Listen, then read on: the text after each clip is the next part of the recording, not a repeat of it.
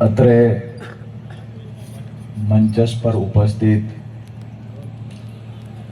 પાળિયાદ વિહળધામ મંદિરથી પૂજ્ય ભૈલુ બાપુ, લોમેવધામ ધજાળાથી ભરત બાપુ, સાથે જ દુધે વડવાળા મંદિરથી કોઠારી શ્રી પૂજ્ય સુંદરદાસ બાપુ, સાથે જ 52 વીર હનુમાનજી મહારાજનું મંદિર મોલડીથી ઉપસ્થિત પૂજ્ય દેવબાપુ, સાથે મંચસ પર બિરાજમાન વહાણભાઈ ઠાકોર, કોળી સમાજના આગેવાન ધીરુભાઈ, જીવરાજભાઈ ચાવડા, માલધારી સમાજના આગેવાન અને સરપંચ શ્રી સગરામભાઈ, સાથે જ પેમભાઈ ઠાકોર, સાહિત્યકાર અને દલિત સમાજના અગ્રણી ભાઈ શ્રી અમૃતભાઈ મકવાણા,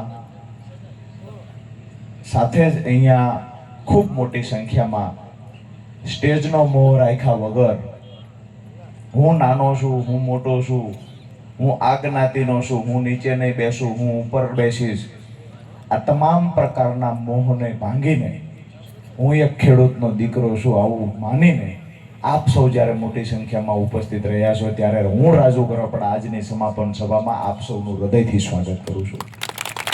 ખાસ કરીને અહીંયા મોટી સંખ્યામાં માતાઓ બહેનો પણ ઉપસ્થિત છે અને નજર પૂગે છે આ સુધી દૂર દૂર સુધી જે ખેડૂત ભાઈઓ ઉપસ્થિત છે, અહીંયા ખૂબ દૂર સુધી મોટી સંખ્યામાં ખેડૂતો ઊભા છે.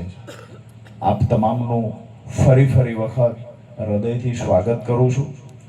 સાથે જ આ યાત્રાની અંદર જે પણ 1 કલાકથી લઈ અને 7 દિવસ સુધી જે પણ સમય આપ્યો છે ખેડૂતોએ, સામાજિક આગેવાનોએ સમય આપ્યો છે, એ તમામનો જેટલો પણ આભાર માનું એટલો ઓછો છે. એ તમામ માટે હું એવું માનું છું કે એમને સન્માનિત કરવા માટે જોરદાર તાળીઓ આપણા ખેડૂત આગેવાનો માટે થાય. ખૂબ સંઘર્ષ કરતા આવ્યા છીએ. જ્યારે પણ જરૂર પડી છે, જ્યારે પણ ખેડૂતો માટે બોલવાનું થયું છે અને જ્યારે ખેડૂતોએ કહ્યું છે કે અમારી વચ્ચે આવીને ઉભા રહ્યો, અહીંયા અન્યાય થાય છે, ત્યારે ખેડૂતોની સાથે છેલ્લા 8 વર્ષથી ઊભો છું. આજે એ વાતનો આનંદ છે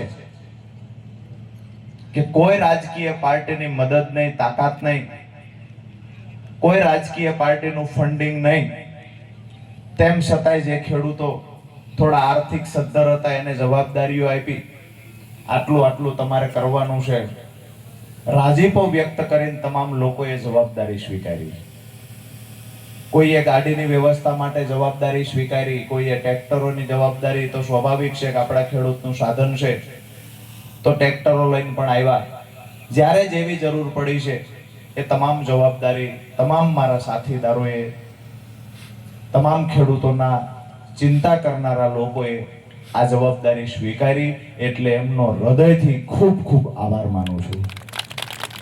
રસોઈ બનાવી અને તમામને જમાડવાનું કામ જે કેટરસના બહેનોએ કર્યું હતું,